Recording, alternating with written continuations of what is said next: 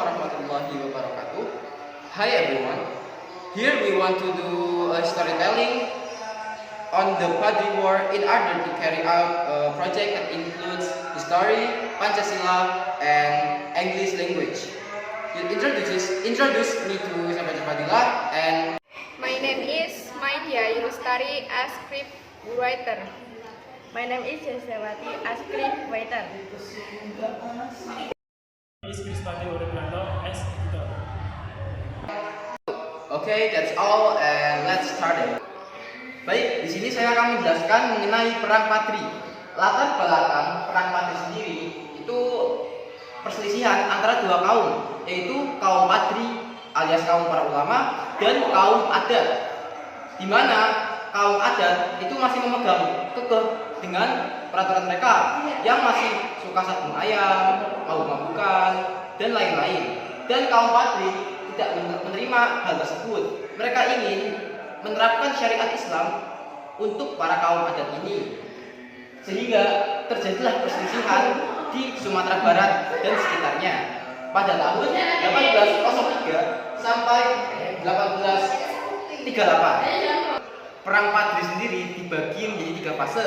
Fase pertama adalah fase di mana kaum Padri melawan kaum adat. Yang kedua, kaum Padri melawan kaum adat dan Belanda. Dan yang ketiga, kaum Padri dan adat melawan kolonial Belanda. Saya akan menjelaskan dari yang pertama, yaitu fase pertama kaum Padri melawan kaum adat 1803 sampai 1821. Di mana awalnya kaum Padri itu tidak suka dengan kaum adat yang tidak menerapkan syariat Islam yang berlaku di daerah Sumatera Barat. Kemudian ada perselisihan di antara mereka, yang dimana kaum Padri dipimpin oleh Imam Bonjol. Kemudian pada fase kedua, yaitu kaum Padri melawan kaum adat Belanda, kaum adat terpojok oleh kaum Padri. Kemudian pada 1821, kaum adat meminta bantuan kepada Belanda untuk melawan kaum Padri. Namun Belanda sedang kesulitan dengan perang di Diponegoro, sehingga akan sangat sulit jika membiayai dua perang sekaligus. Itulah mengapa pada tahun 1825 Belanda meminta gencatan senjata melewati perjanjian Masang.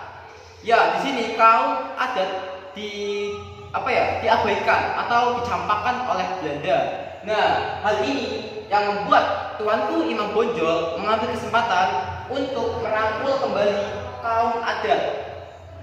Kemudian setelah dirangkul oleh kaum Padri, kaum adat itu setuju untuk bergabung. Nah, di fase ketiga ini adalah fase yang cukup panjang, di mana Belanda mengingkari janjinya. Janji genjatan-genjatannya itu diingkari.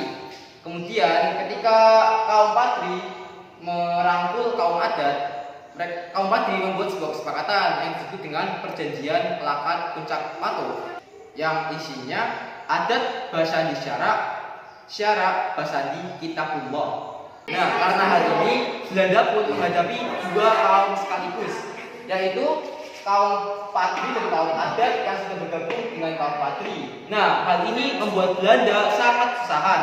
Kemudian Belanda pun memotong garis bantuan ekonomi, bantuan perlawanan. Namun tetap saja Belanda masih kewalahan dalam menghadapi dua kaum ini. Nah, karena kesusahan, Belanda pun menggunakan otak mereka. Mereka membuat sebuah perjanjian yang namanya Plakat Panjang, di mana mereka tuh mengkonfirmasi kalau mereka tidak ingin menguasai, mereka hanya ingin berdagang.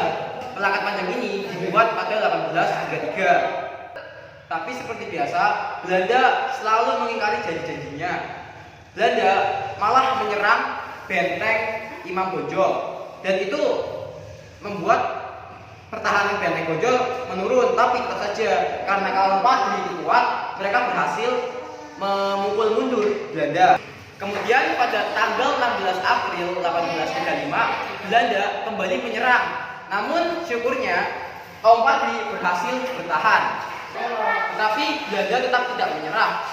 Pada tanggal 3 Desember 1836 Belanda kembali menyerang benteng Bonjol, dan itu membuat separuh dari benteng Bonjol itu lumpuh. Namun karena semangat yang menggebu, kaum Patri berhasil memukul mundur Belanda sampai keluar dari benteng. Kemudian pada awal tahun 1837 Belanda mengepung semua dari segala arah benteng Bonjol, dan itu membuat Imam Bonjol dan pengikutnya itu lari. Dan dalam pelariannya mereka berniat membangun kekuatan lagi, namun mereka gagal.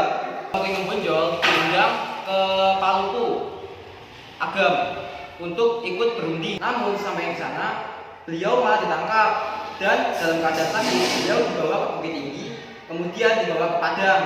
Kemudian pada 1838 beliau dipindahkan ke Cianjur, lalu ke Ambon. Lalu pada 1839 beliau dipindahkan lagi ke Manado sampai beliau wafat pada 1864. Kemudian nilai keteladan yang bisa kita ambil adalah semangat perjuangan mereka yang tidak mudah menyerah dan terus berusaha untuk mempertahankan kaumnya sendiri. Kemudian yang kedua adalah kesatuan dan persatuan mereka dan tetap semangat dalam menghadapi konflik internal maupun eksternal. Yang ketiga, kepedulian mereka pada nilai agama. Mereka tidak suka melihat saudara mereka yang sesuku itu melenceng dari ajaran Islam. Mereka pun ingin mengajak kaum adat untuk kembali ke ajaran Islam. Dan yang keempat adalah keberanian dan pengorbanan. Mereka rela berkorban demi keberlangsungan kaum mereka sendiri. Dan yang kelima, mereka memiliki mental pantang menyerah, dan itu kita harus menerapkannya pada kehidupan sehari-hari supaya kita tidak mudah putus asa. That's all about the story Patri War. I'm sorry if there was a misword. That's all. Wassalamualaikum warahmatullahi wabarakatuh.